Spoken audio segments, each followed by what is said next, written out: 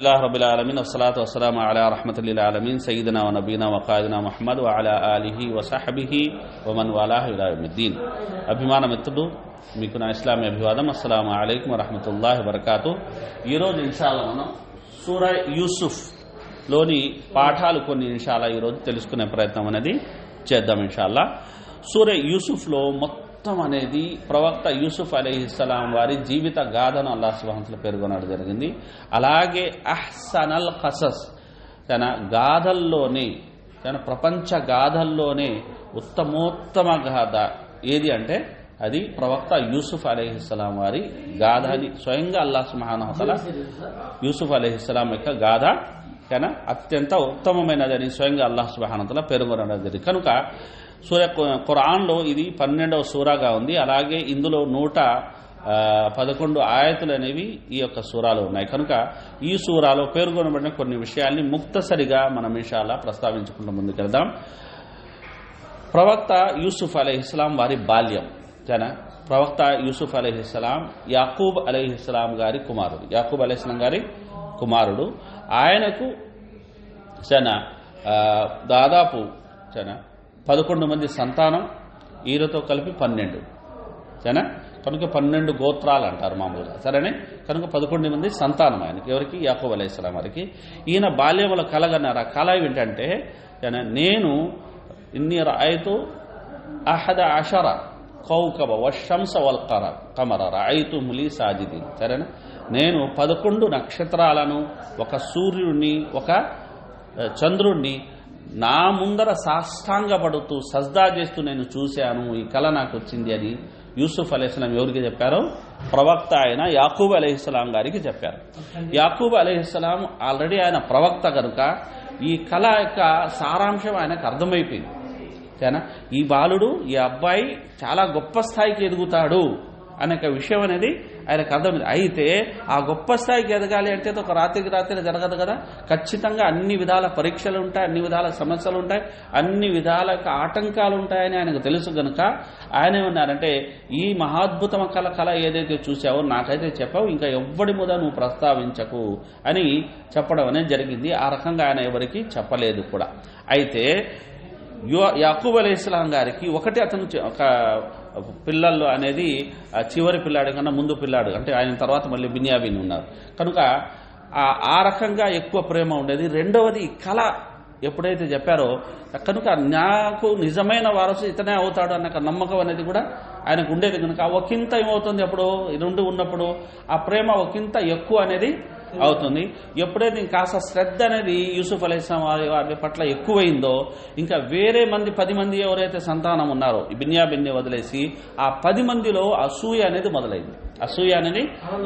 అంటే మా నాన్న మాకన్నా ఎక్కువగా ఇతన్ని ప్రేమిస్తున్నాడు, మమ్మల్ని ప్రేమించడం, మమ్మల్ని శ్రద్ధ అనేది మా పట్ల శ్రద్ధ పెట్టడం లేదనే అసూయతోటి వాళ్ళు రోలోప రగిలిపోయారు. కేవలం అసూయతోటే, మిగతా ఏమీ లేదు. సరేనా, ఆ తర్వాత వాళ్ళు ఏమన్నారంటే చివరికి ఇలా శైతాన్ పురిగొల్పిన తర్వాత, ఇతను బతికి ఉంటే ఇతను ఇక్కడ ఉంటే మేము మా తండ్రి ప్రేమను పొందలేము గనుక ఇతను ఏదో ఒక విధంగా ఇక్కడి నుంచి తొలగించేయాలన్న ఉద్దేశంతో ఒక ప్రణాళిక అవన్నీ మేము ఇలా అనేది విహారయాత్రకు వెళుతున్నాము, మాతో పాటు యూసుఫ్ అలైహిస్సలాం కూడా పంపించండి అంటే చాలా ప్రేమించేవారు యాకూబ్ అలైహిస్సలాం గారు. మీరు వెళ్లే ప్రాంతం అనేది అటవీ ప్రాంతం అయినా అది అక్కడ ఎక్కడైనా తోడేలు గిడేలు ఉంటుంది, పిల్లని ఏమైనా సొంపుకు తినొచ్చు, మీరు ఏదో పెద్దోళ్ళు మీరు వెళ్తున్నారు, వెళ్ళిపోండి, మీరు ఇతను ఎందుకులే అని ఆయన చెప్పడానికి చెప్పారు. అయితే వాళ్ళేమన్నా ఏంటి 10 మంది మేము అన్నదమ్ములు ఉండి ఒక్కొక్కరు తమ్ముడిని మేము కాపాడలేకపోతే మన ఎందుకు మా బతుకులు అని చెప్పి అలా యూసుఫ్ అలైహిస్సలాంని తనతో పాటు తీసుకెళ్లడం జరిగింది. తీసుకెళ్లి వాళ్ళైతే హత్య చేయాలని ఆలోచించారు. అయితే ఎందుకు తన రక్తం చేతికి అంటించుకోవడం, దానికన్నా బెటర్ ఏంటంటే ఓ లోతైన బావిలో ఇతన్ని పారేద్దాం, ఇంకా ఎలాగో ఎవ్వరు రాని అడవిలో ఉండే బావికి ఎవరు వస్తారు, ఎప్పుడో బాటసార్లు వస్తే రావాలా, లేదంటే లేదు కదా. ముందు కాలంలో అలా బావులు తవ్వేవారు. సరేనా, అలా లోతైన బావిలో ఏం చేశారు, తీసుకెళ్లి యూసుఫ్ అలైహిస్సలాం వారిని పడేశారు. పడేసిన తర్వాత ఆయన దుస్తులు తీసుకున్నాను పడేయక ముందే. ఆ దుస్తుల్ని ఏం చేశారంటే ఒక రక్తంలో ముంచి ఆ దుస్తులు తీసుకుని ఎప్పుడు వచ్చారు మళ్ళీ అంతా అయిపోయి రాత్రి సమయంలో వచ్చారు. ఎందుకు? వీళ్ళు ముఖాలు కనబడకూడదు, వీళ్ళ ముఖ కవళికలు కనబడకూడదని రాత్రి సమయంలో వచ్చారు.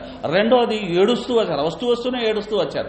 మూడోది అంటే నాన్న అని వచ్చారు, నాన్న అనే ఆప్యాయంగా.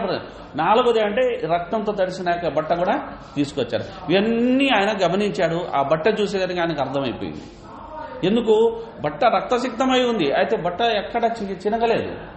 తోడేలు దాడి చేసి ముందు బట్ట చినగల కదా, బట్ట అంత శాంతం బాగుంది, కేవలం రక్తం ఉంది. అంటే వీళ్ళు ఏదో కుట్ర చేశారు, ఇక నేను ఓర్పు సహనం వహించడం తప్ప వేరే మార్గం లేదు. అయితే అల్లాహ్ ఆ స్థాయికి తీసుకెళ్తాన నమ్మకం మాత్రం ఆయనకి బలంగా ఉంది, విషయం ఉండదు. కనుక ఆ రకంగా యూసుఫ్ అలైహిస్సలాం సరేనా ఆ బావి పాలు చేయడం, అక్కడ అల్లాహ్ సుబ్హానహు వ తఆలా దైవదూతల ద్వారా రక్షణ కల్పించడం.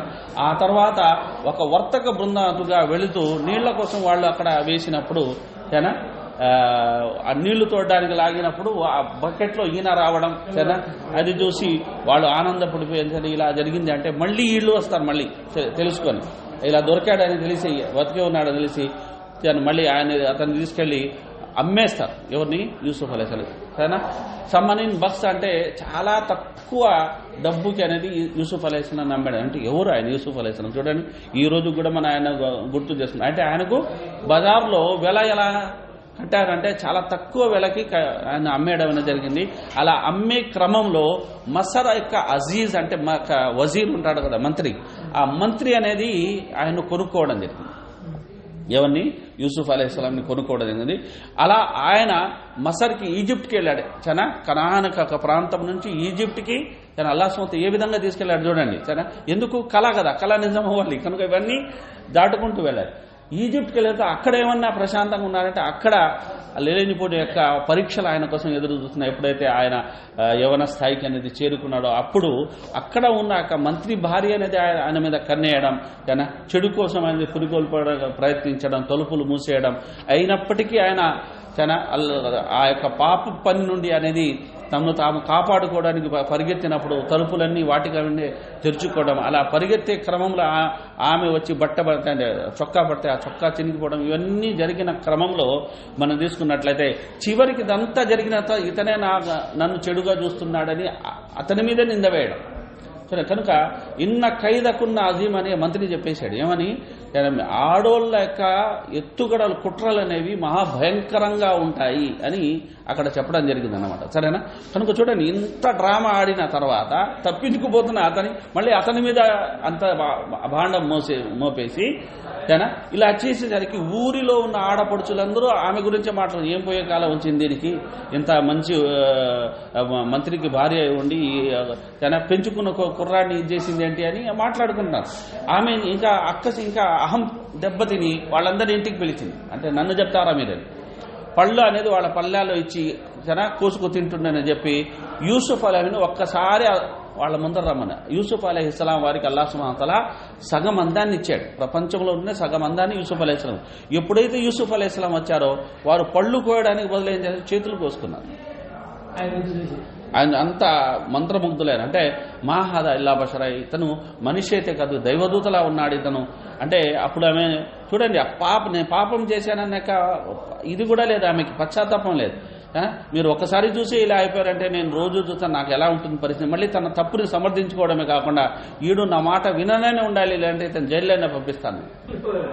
అప్పుడు యూసుఫ్ అలైహిస్సలాం ఎవరన్నారు?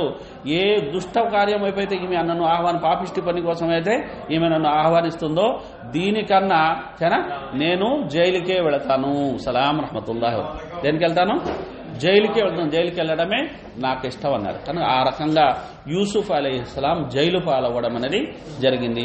యూసుఫ్ అలైహిస్సలాం జైల్లో ఏం చేశారు, ఆనక అనేది ఆయన జీవితం ఏ విధంగా మలుపులు తిరిగింది, ఏ విధంగా ఆయన మళ్ళీ ఆ ఈజిప్ట్కే రాజయ్యారనేది ఇన్షాల్లా మనం రేపు తెలుసుకుందాం. అల్లాహ్ సుబ్హానహు వ తఆలా విన్న విషయాలు మంచిని గ్రహించి వాటికి అనుగుణంగా నడుచుకునే సద్బుద్ధి సద్భాగ్యాన్ని మనందరికీ ప్రసాదించుగాక. జజాకుముల్లాహ్ ఖైరన్. అస్సలాము అలైకుం వరహ్మతుల్లాహి వబరకాతుహు.